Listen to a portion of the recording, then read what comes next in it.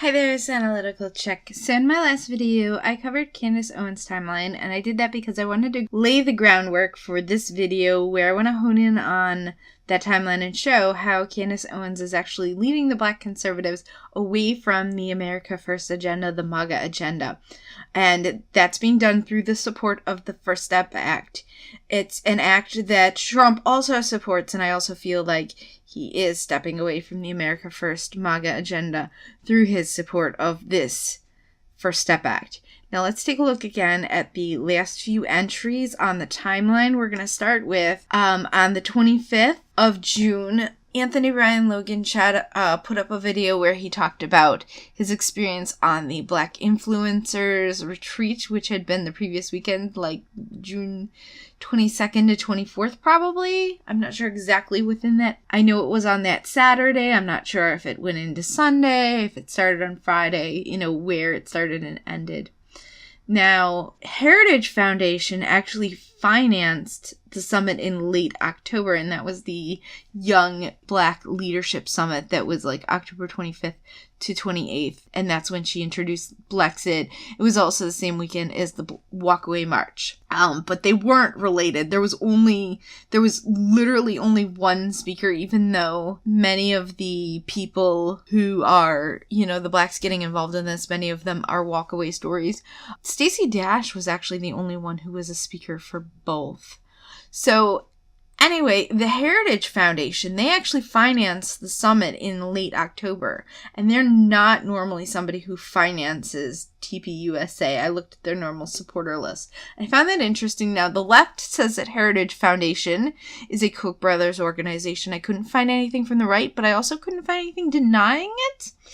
Now, also one of the speakers for the weekend was actually the Heritage Foundation president, Kay Cole James. She was a speaker at the TPUSA event in October. Less than a month after this summit, Candace shot off an email. We know that because Amazing Lucas told us.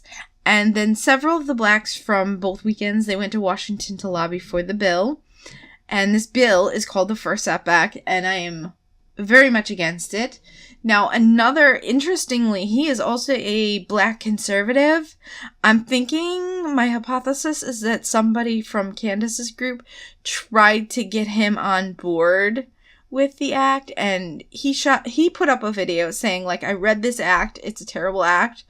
Now, I'm currently trying to read the act. It's 34 pages of legalese. So I am going to try to make my own video on the act, but I want to do more research, and it looks like there's going to be a lot of research, but you definitely should watch Jon Miller's video. And he really, there's not much that I can cover that he hasn't covered, but I want to do the research and maybe overlap a little. There's one angle that he didn't cover that I am going to talk about.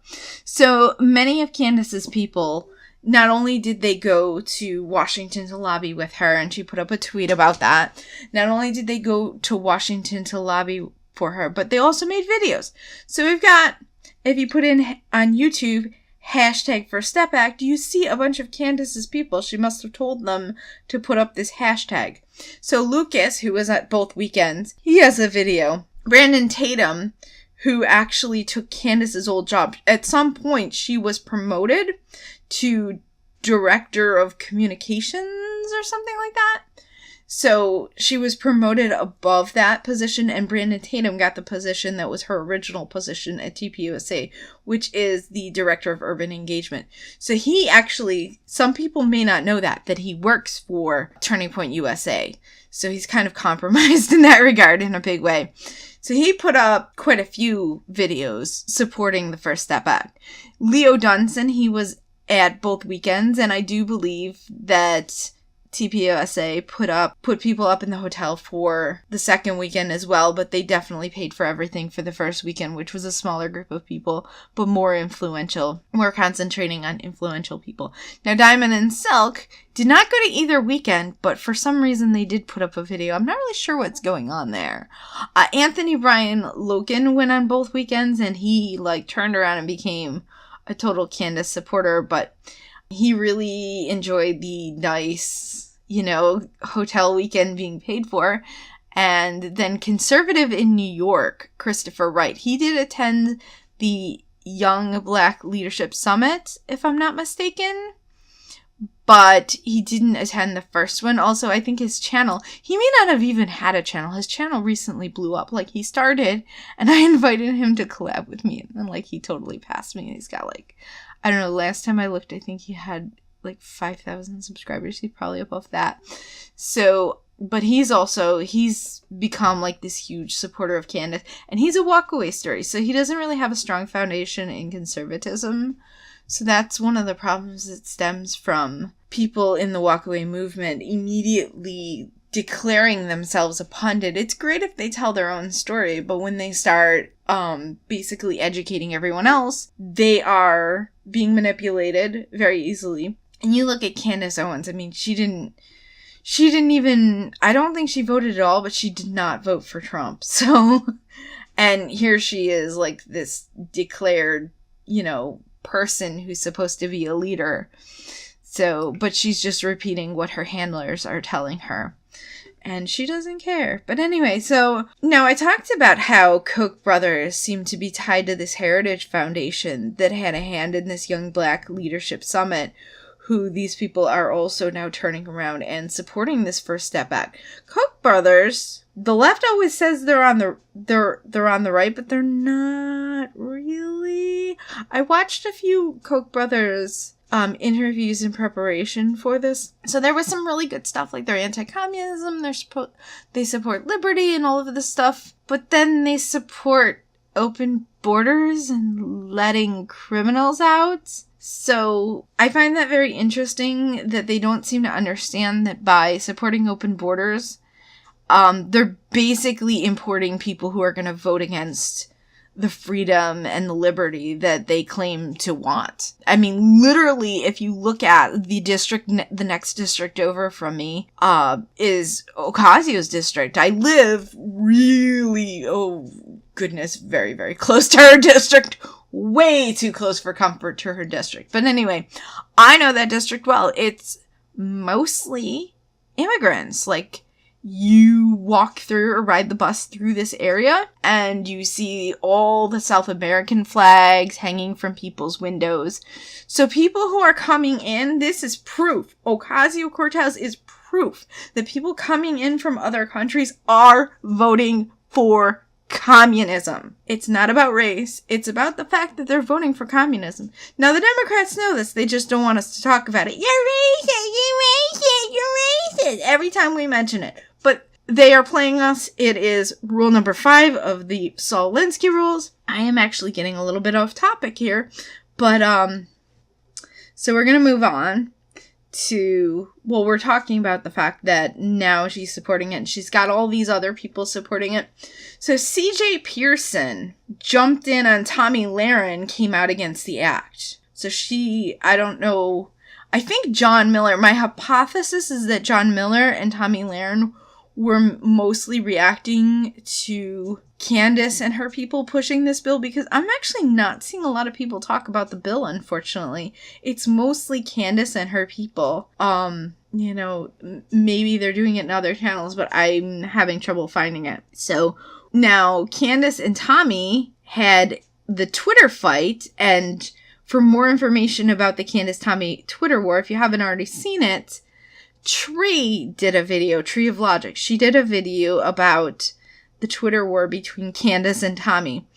Now, one thing is Magdalene Rose, who I follow on Twitter. I didn't really jump into the Twitter war, but I didn't see it until it was just winding down, and I saw it because Magdalene talked about it, because I follow Tomi, but the algorithms don't really push her in my feed very much, and I don't really look at my feed too much. I mostly look at my notifications, maybe the first couple of things on my feed, and, go from there. I might look at people's specific pages, but she doesn't go into my feed anyway. But Magdalene goes into my feed because I interact with her posts a lot. So, anyway, so Candace and Tomi got into it on Twitter, and so the whole thing started because Tommy had tweeted out against the act, against the First Step Act. CJ Pearson retweeted with comments to support the act, and they were going back and forth.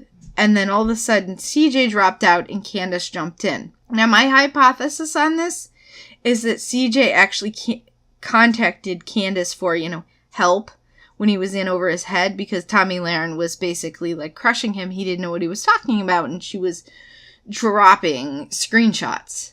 So then Candace and Tommy got into it a little bit, and then Candace like tweeted out all these insults, and she would like tweet and delete.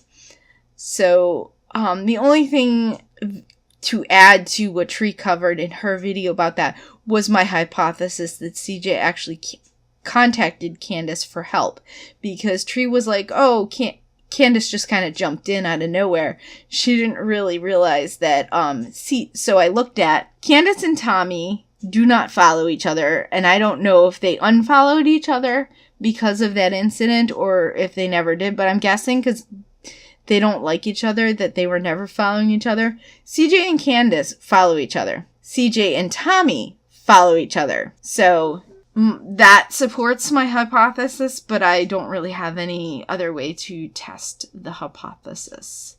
But anyway, so if you need more information about the First Step Act, if you haven't already, go watch Jon Miller's video on the First Step Act.